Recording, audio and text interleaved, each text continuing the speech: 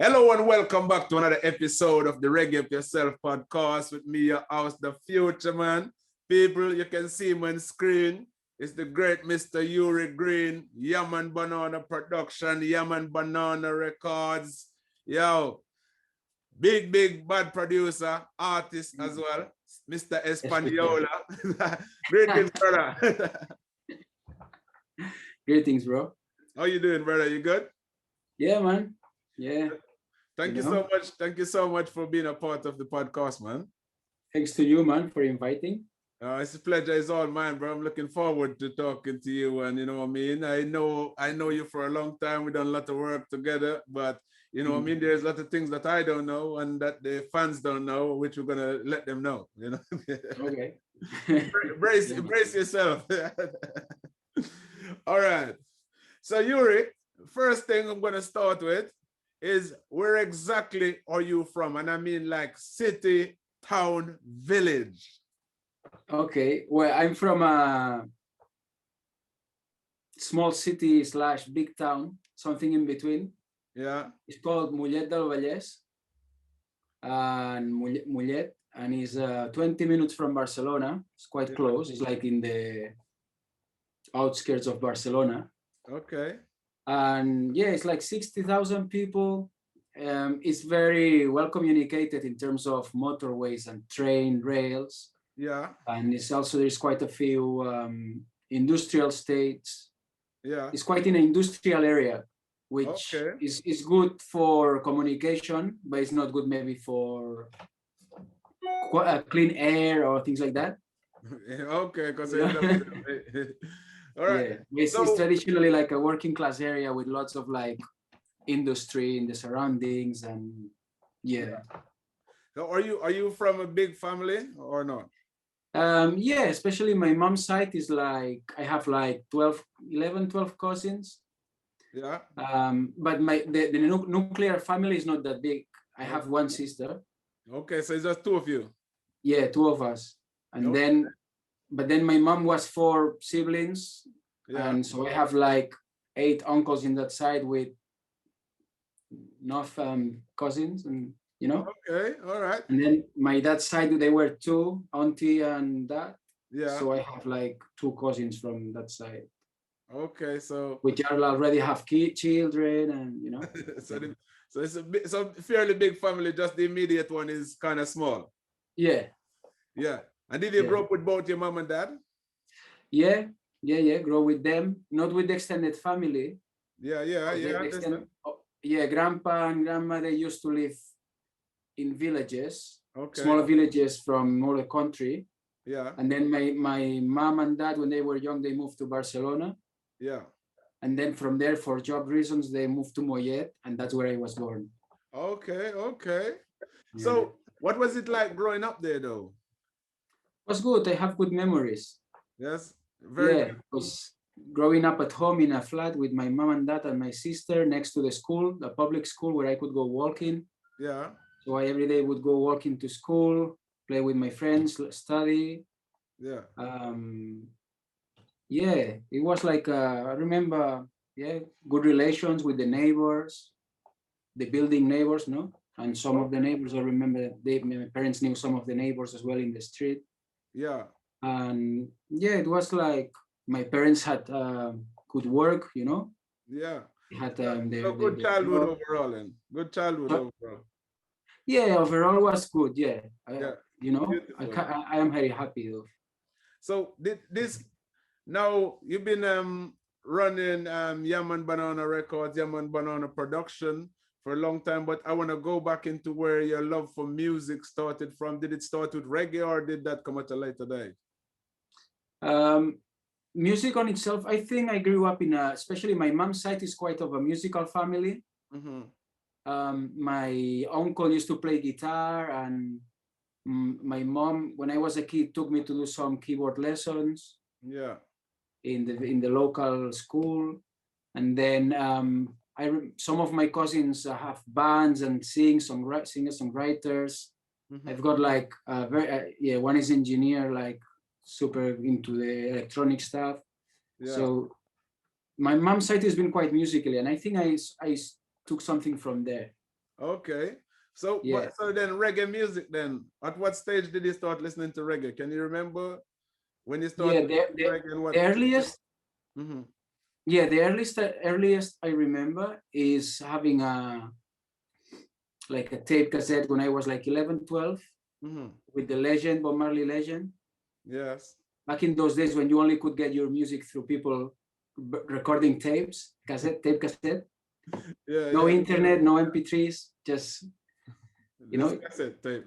just dealing with the tapes. So I have this wicked album from this, and then you get it and record it into an old tape that maybe had something else, and you just over record it. Yeah, yeah, yeah, yeah, yeah, yeah. And that was like, yeah, that was a Bob Marley tape. I think was the album Legend, and I was just fell in love. I remember saying, "Oh man, I love this man. When I grow big, when I am 16, when I am big, Yeah, yeah, yeah, yeah. I'm gonna grow dreads. I'm gonna be like, I love this music, blah blah blah." So, But then into music, into reggae music, more like involved, like actually like singing and mm-hmm, meeting producers and stuff was more around 18, 19. mm-hmm. So Yeah, which one came first? Did he start producing first or singing first, or which one of them did he start to singing definitely. Okay. Yeah, because when I was 19, I moved in a house that we were quite a few friends there, and some were DJs and some were doing production as well and studying sound engineering. Yeah, yeah. So I was like, they were like buying records from Jamaica by post and starting to build up a little sound system and play Yeah. reggae on records. And I started to, oh, Max Romeo, Chase the Devil, oh, these other, you know, all these Yeah. tunes that I had heard for first time and was like blowing up my mind. Okay. And is when I started to feel, I want to sing about, I want to say put out my voice and write my lyrics, but in a reggae, you know, in the reggae style genre. vehicle. Yeah. Yeah. So can you remember the first song that you wrote? Probably that was because I had a band before getting into reggae properly. I had a band like was like ska punk rock. Yeah. When I was 16, I took my guitar. My sister used to play guitar. Yeah. So I took her electric guitar and she taught me some chords and stuff. And I learned some chords and I started to play rhythmic guitar for this fast-paced punk reggae band, like, you know?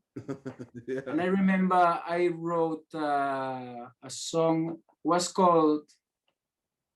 think was called Anti-Fascist Youths. Okay. Was we're very militant, like against fascism and against racism and all of that. Yeah, yeah. Do you remember that song? Yeah. You know, before we go further, you know what I'm gonna do with it? I'm gonna ask you to sing more than that. Is in Spanish, eh? Yeah.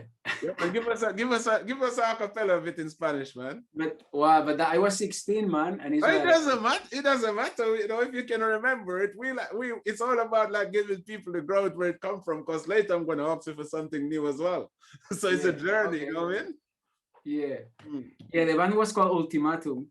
Yeah. And the song was like, furgonetas ultra blindadas, escopetas de bolas armadas, gas nocivo que quema tus pulmones, son los antidisturbios cabrones, la la la la la la la, la la la la, la la la la la la la, juventud antifascista.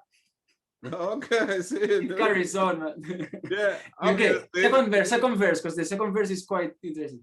Okay. En el nombre de la Constitución, aplicando la represión, defensores del capitalismo, defensores del fascismo, la la la la la.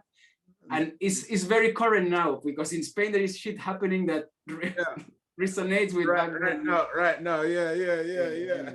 That's wicked, man. I love the melody, but obviously I ain't got a clue of what he's saying. So just listen to what he's saying. But I always love the Spanish language, though. It's the only one that I'm always feel like I want to learn more than almost any other language. You know what I mean? And you know, we went to Spain before and I was catching a few words. But anyway, that's another story. Yeah. Okay. So then you was doing that in Spain and then you migrated to the United Kingdom. How long ago was that? So in 2006, because after school, I went to high school and then I went to uni. to study fine arts. Yeah. Because I was quite good with the artistically, drawing and things like, visually. And You're still good. Let's for the record, you're still good at that because you still do a lot of great graffiti and a lot of fine art. So yeah. So you're good at it. You're still good at it. But yeah, what kind of but maybe I'm not so active as I was before, but yeah. Back in the day, also I was doing a lot of graffiti, a lot of like mural painting and stuff.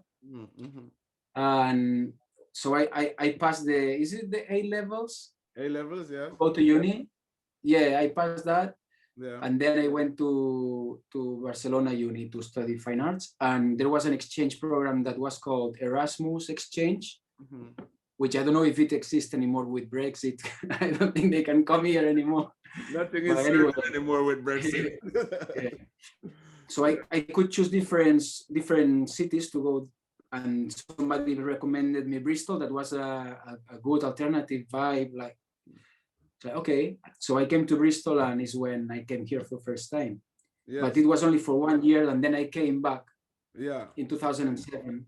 Yeah. And then I started this band, Universal Rockers, with some friends. Yeah. Like a reggae band, like a great project that we had running for a few years. Yeah. And then I came back to the UK in 2012 up until now. And that's when, because we also when I first met you, you had a band called Uri Green and the Seed.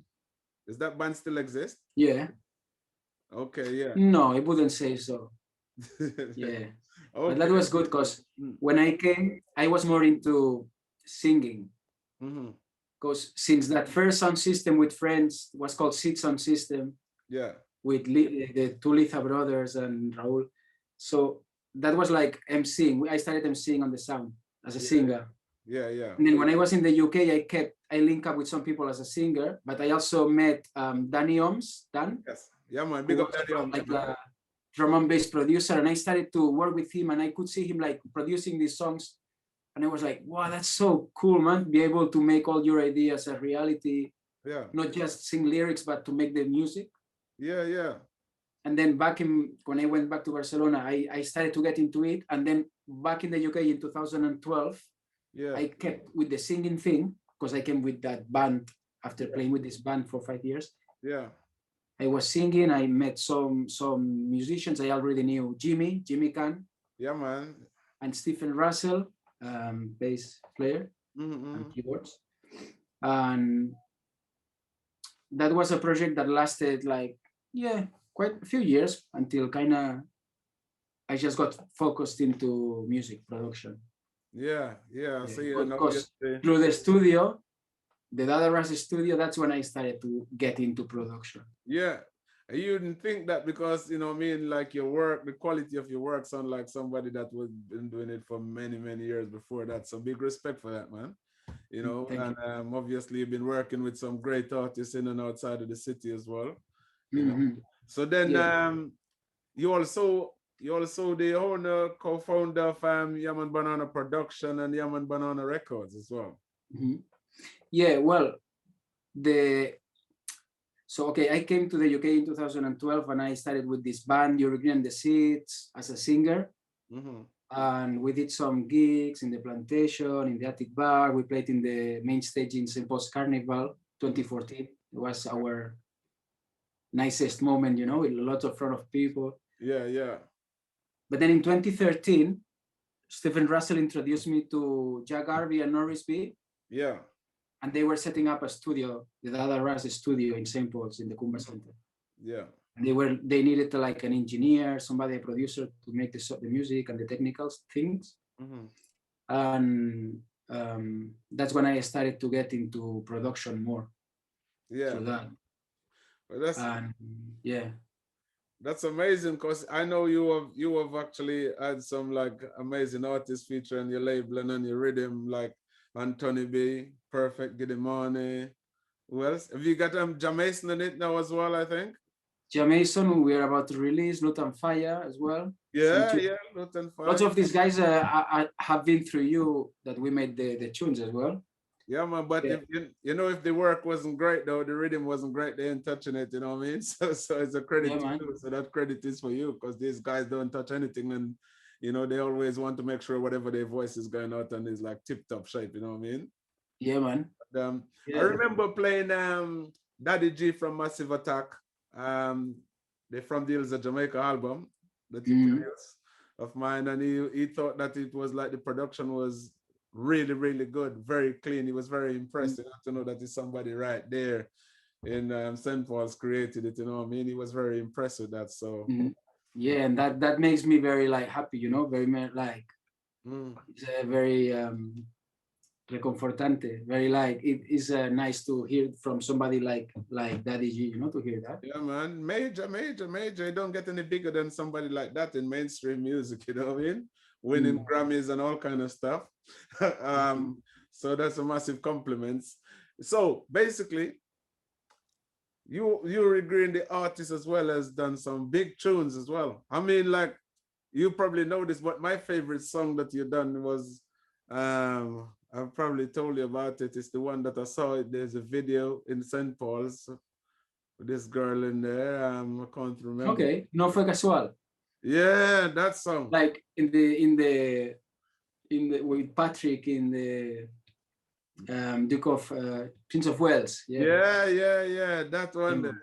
Yuri, that song there, bro, like literally, there's no way we could actually do an interview without getting you to sing that. That's like my favorite Uri Green song. I remember in the Reggae Breeze, that was playing on the Reggae Breeze show radio every single week, you know what I mean? Yeah, man. Okay. So the stage is yours, bro. Like literally, I want everybody to hear the song. I'm sure they're gonna love it just like I do. Okay. So Do you want to say what the song is about before you sing it? Yeah, well, the song it says No fue casual, which means it wasn't by chance. Se cruzaron nuestros caminos, our paths met. Yeah, it's basically talking about that we met and it wasn't by chance, and then it was meant to be. It was meant to be. And if in the future we separate our path, we will always remember that energy that happened, you know. So that sounds like, you know, somebody that fall in love, deep in love.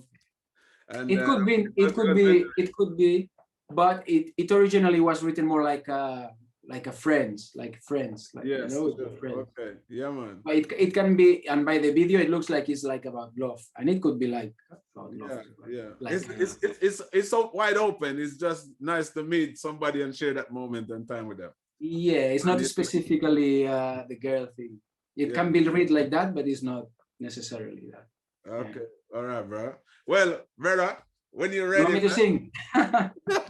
Yeah. Okay. Sí. No fue casual, se cruzaron nuestros caminos y ahora ves lo que hay, hombro con hombro seguimos andando.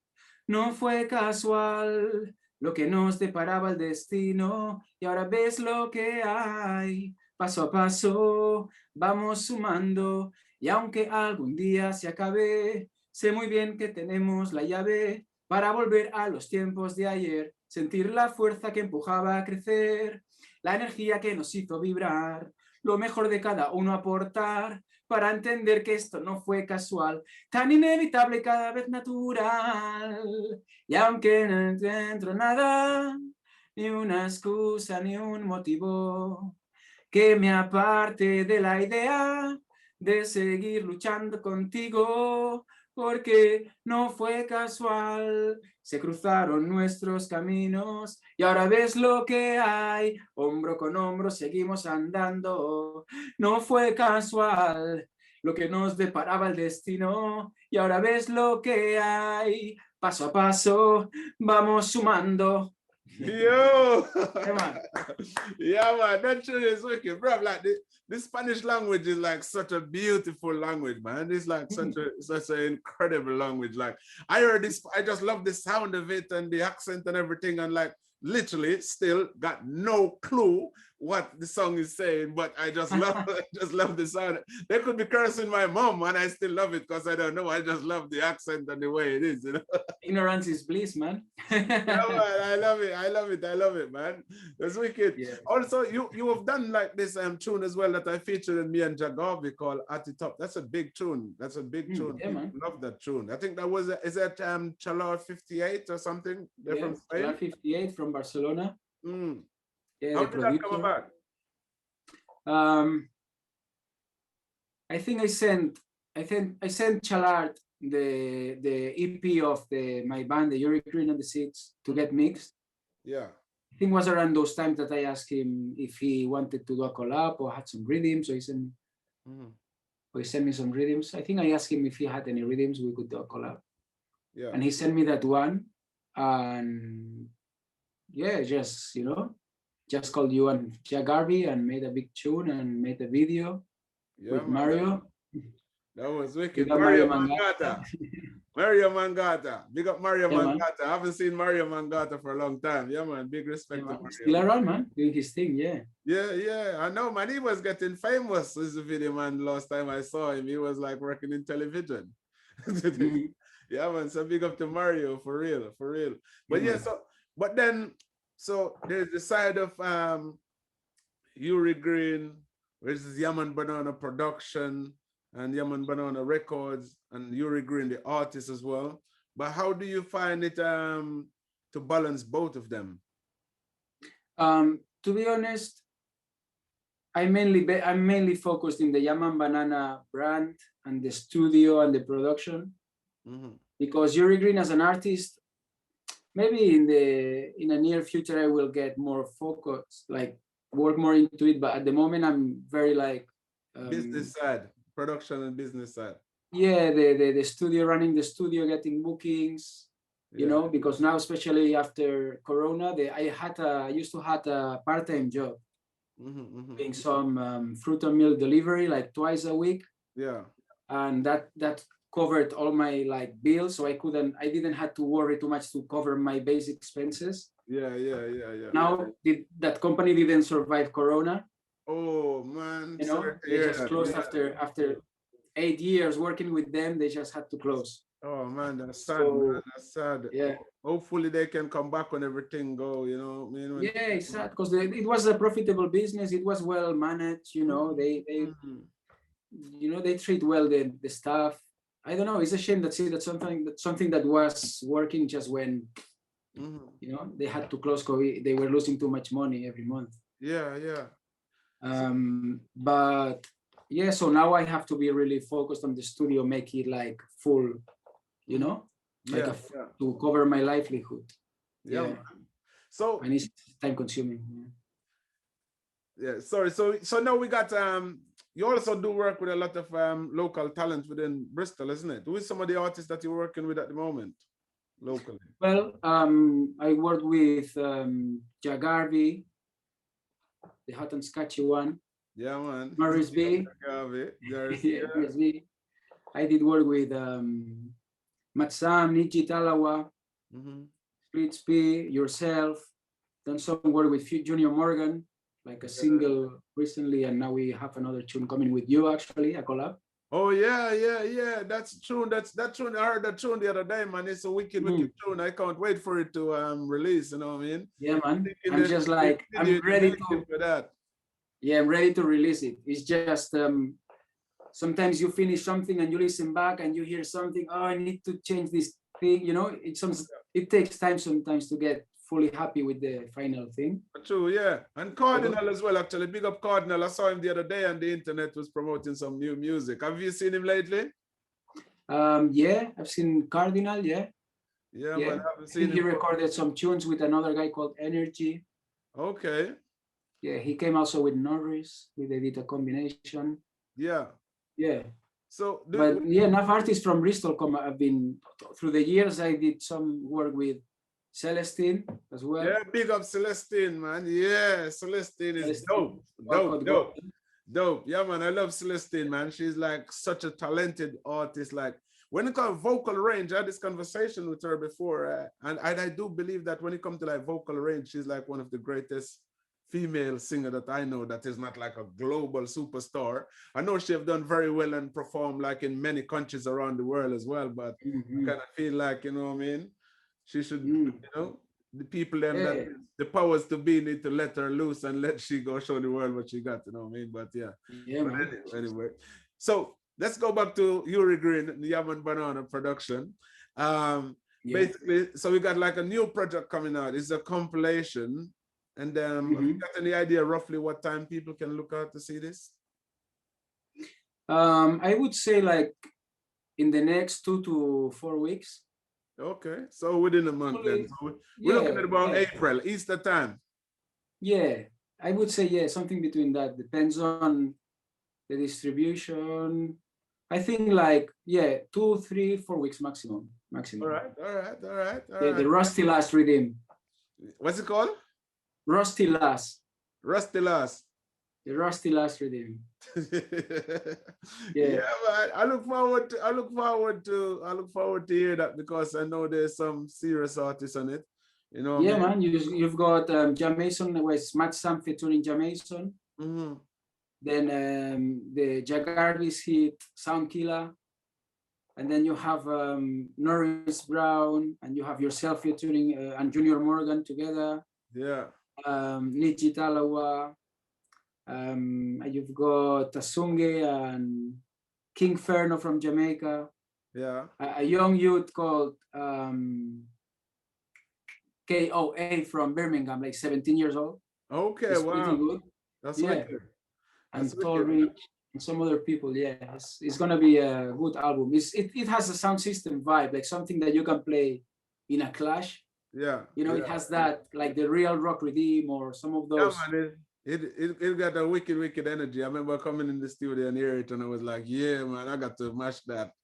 You know what I mean? Lie them I tell. This tune called A Lie Them I Tell. Hear that, people? Look out for this. This is gonna be a big release for 2021 and beyond. You know what I mean? It's a wicked thing. So basically, how you finding this whole lockdown and COVID and them things? Are you surviving all right? You're not too stressed about it? No, I'm not too stressed because when it comes to health, to be honest, my flatmate had it. My girlfriend had it at some point.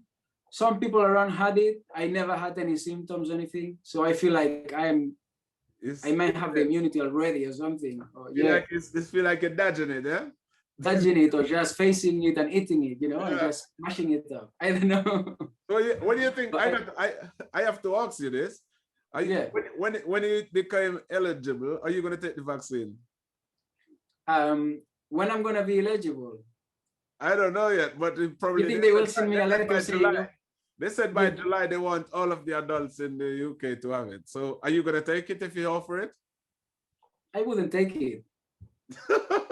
No, because as I'm saying you, after a year surrounded by all the UK whole heap of people, after a year that I am absolutely sure that I've been in contact with it. Yeah. I'm fine. So I don't think I need it. And they say that it doesn't stop you from passing to other people. No, it doesn't. But I think one of then what's the point if I'm fine? But what about they're now talking about having a vaccine passport, which means that you won't be able to enter certain country. Maybe you can't go back to Spain. That's fucked up.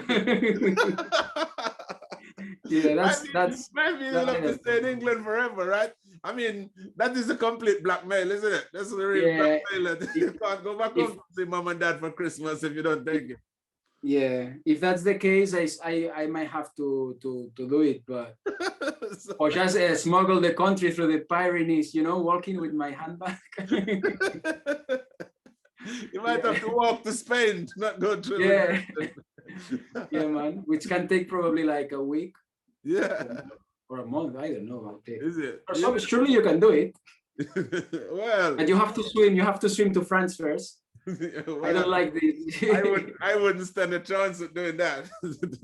Yeah, I don't like deep ocean. I feel like some shark will come up and you know. Yeah, man. You probably don't make it home for Christmas. You could be the shark's Christmas.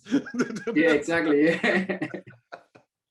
Oh boy, yeah, man. Yeah, man. So So where can people find you on the internet? Basically, anyone want to go check out the tunes we talk about and the stuff that Yam and Banana is releasing. So Yam and Banana, I have a website which is www.yamandbanana. So Yam, YAM, and so AND banana.org. So yamandbanana.org. That's the official website. Okay. And then and then you have yamandbanana.bandcamp.com, which is like a Bandcamp page. And then you have and then everything is on, all the releases are on iTunes, Spotify, Tidal, blah blah blah, all these platforms that main platforms that you can listen to. YouTube. Uri Green on Instagram, Facebook, and them things as well. That's my profile at Uri.green. That's my Instagram. And then you also have the Yam and Banana Studio and the Yam and Banana Records Instagram accounts, which are at Yam / how is it? Under slash underscore. Yeah. Yam _ Banana Studio and Yam _ Banana Records. Okay, wicked. All right, people, you heard that. If you want to go check out what Uri Green is doing at Yam and Banana Records, you got to go and check them thing out. Yeah, man. Uri Green, it's been an absolute joy and a real pleasure to reason with you, brother. And I look forward to catch up with you soon and wish you a lot of love and success for the future, man. You too, man. And I want to congratulate you for your last release, A Black Man Cry, which is a great EP. Great songs in there. Thank you so much, brother. Thank you. Appreciate it. Man. Blessings, brother. All right. See you soon. See you. One love. Blessings.